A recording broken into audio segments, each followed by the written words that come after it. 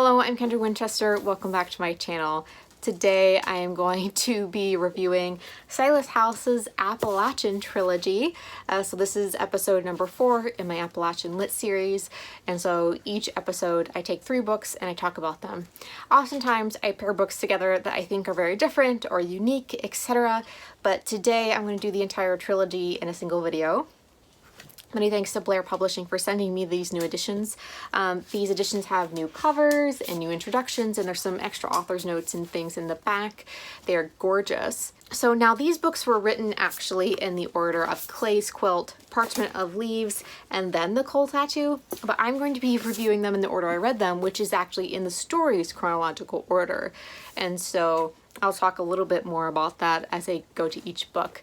And I feel like with these books, Silas House is kind of competing with himself at this point in a way that, you know, he wrote Clay's Quilt was his debut, and each book I think he learns something new and his writing becomes more polished and he just gets better and better as the books go along, which is really interesting to see. So I'll point some of the things that I've noticed that I think that he kind of works out and polishes over the course of the 3 novels, and I'll tell you why my favorite is my favorite when I get there.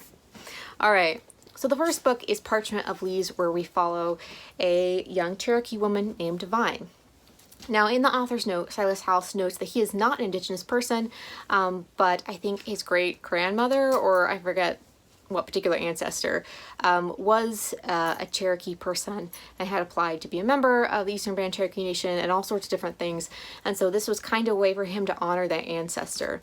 I think that this book, if you were to write something like this now, I don't think he would write it per se, but I think he's done a great job also to champion authors from the Eastern Band Cherokee Nation as well, like Annette Snook Clapsaddle.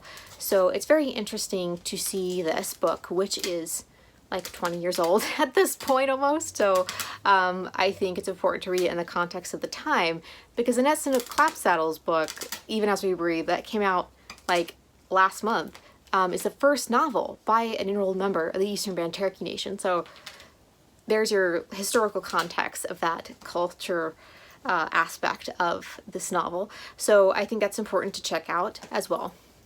But one of the big themes of this book is the loss of that culture, because a lot of the Eastern Band had to assimilate for survival, and there was a loss of culture there, and that's something that Vine experiences herself. And so she does end up marrying a white man at the beginning of this book, and she moves to his family's holler and gets to know his mother there. And there really isn't much of a plot to this book. It's more like just her life. It's a family story. It's a character-driven story.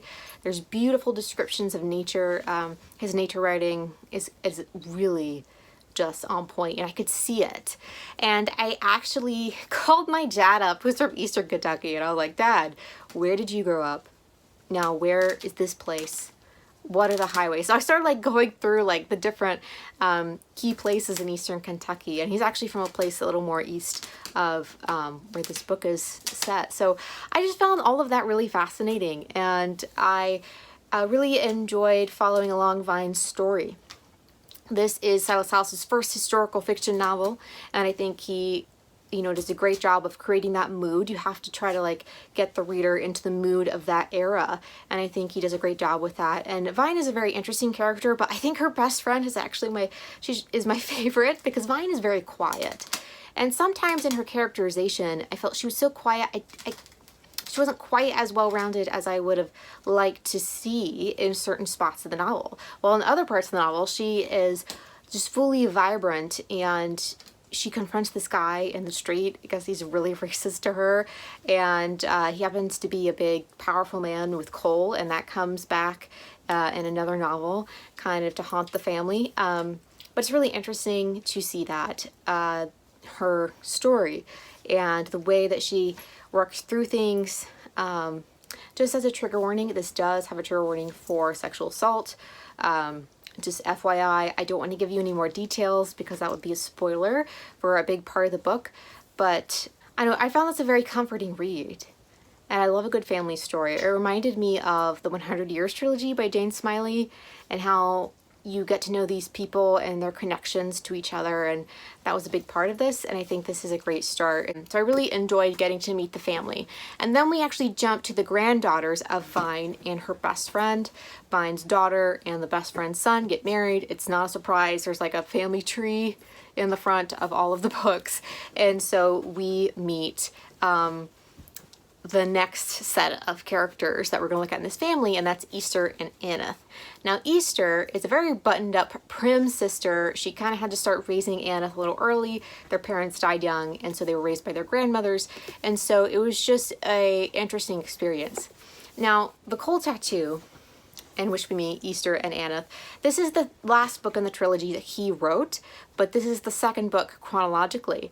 This is my favorite because he captures this beautiful moment in the very beginning of the book where Aneth is dancing, and like he talks a lot about music in all of the books. He's very much into music, and I know he's written a lot of copy for music as well as part of, you know, his work. So he knows a lot about music and writing music. I'm not as familiar with music history or different things like that, but I could still follow along pretty easily, so you don't have to know all of these details. But I feel like if you are very much familiar with music, that you will find these novels even having more depth and richness to them. But we start with Aneth in this honky-tonk, and she's dancing, and Easter comes and kind of fetches her, and that really is the whole like crux of their relationship. Easter is very religious, and so she is very plugged into her community and the church there, and is, I believe they're in a charismatic church, Pentecostal. I did not grow up as Pentecostal, but there are a lot of parts of this that I deeply related to. The Pentecostal church is a little more dramatic than the church that I grew up in. Very quiet, kind of, you know, a stiff upper lip kind of church, but this church is very vivacious, and they speak in tongues and all sorts of things. So it was really interesting to see that. And there's a lot of connections between worship and what that looks like. And both Aneth and Easter sing, and that's something that I found really interesting, to see those connections in music, and two sisters that are very, very different.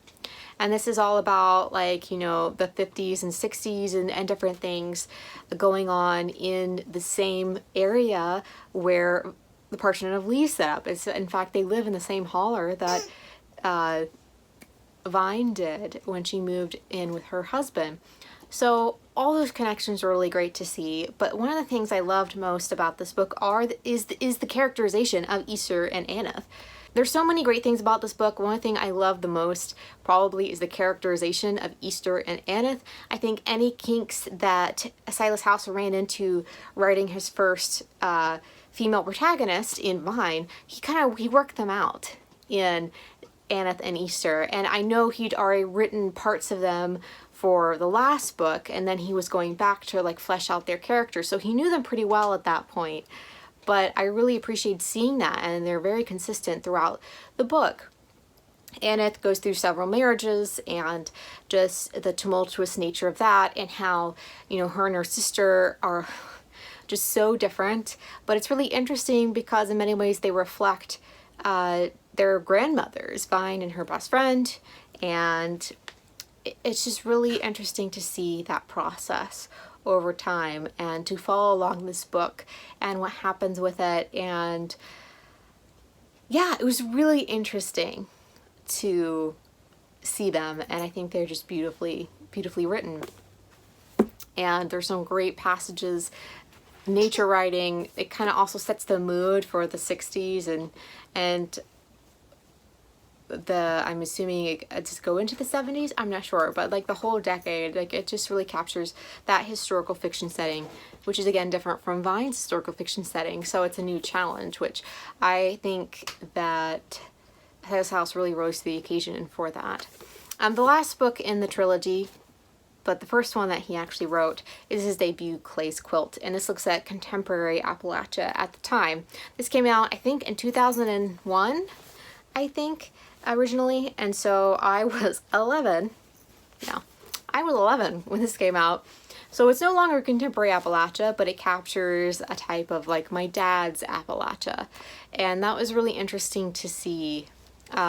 We still have Easter, who is a big figure in Clay's life, and I'm trying to dance around spoilers. Like, how do you talk about this book without giving spoilers for the previous book, The Cold Tattoo? But this is really Clay trying to figure out his place in life in Appalachia, and him just finding a home for himself, finding a place for himself within this family unit that he has been in, and what that looks like. And I've watched a lot of older interviews with Silas House to research this trilogy, and it was really interesting to hear him really emphasize at these old interviews. I think he was about to publish The Cold Tattoo, I think.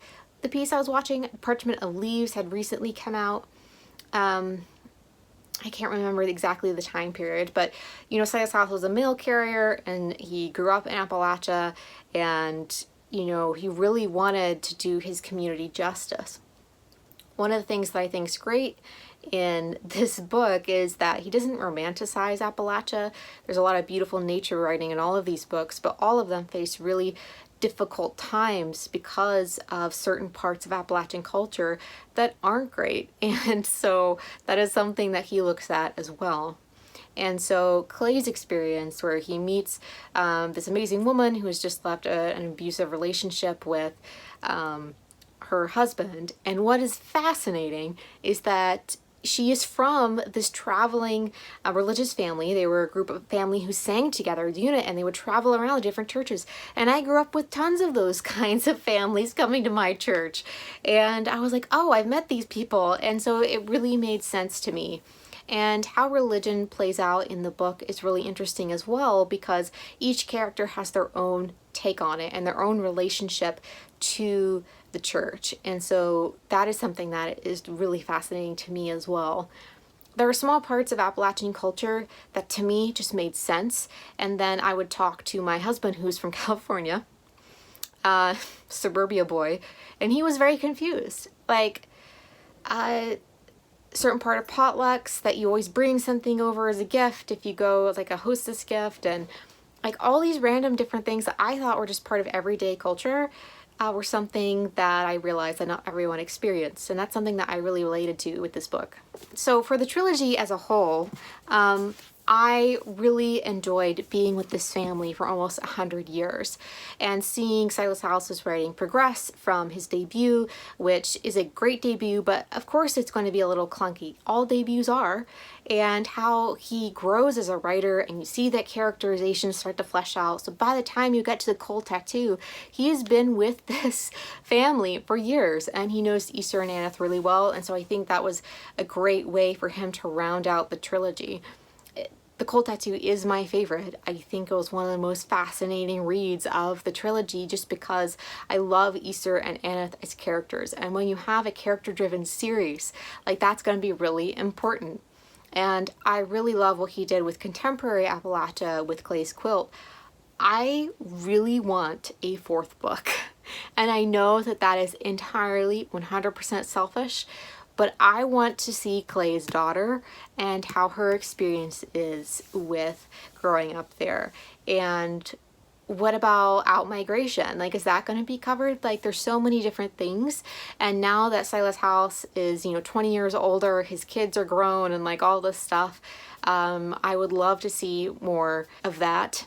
So enough about my wish list of books I wish to be written. I really think that Silas House does really well balancing out so many different things, and it's really interesting, having read Southernmost first, to see how his writing has grown from even this trilogy.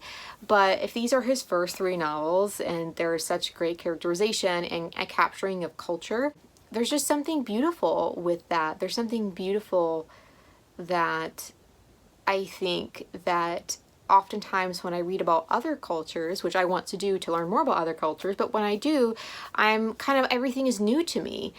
I don't really see myself in those books, which I don't have to, but I also at some point do want to read books where I can see myself and my culture in, and that's something very important, especially for Appalachian people who have left, like me, those of us who have been part of out-migration. We want to be able to return home somehow, and this book is like a little window where we can see what's going on. Sort of like the Beast's mirror when Belle's like, show me my father, and you know, she can see him and all that stuff. I feel like these are my mirror or my window back home where I can see what's going on and kind of still be part of that culture even if I'm no longer physically there.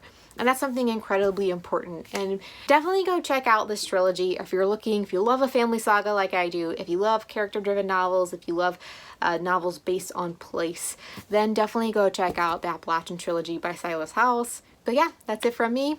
I will see you in the next one. Bye guys.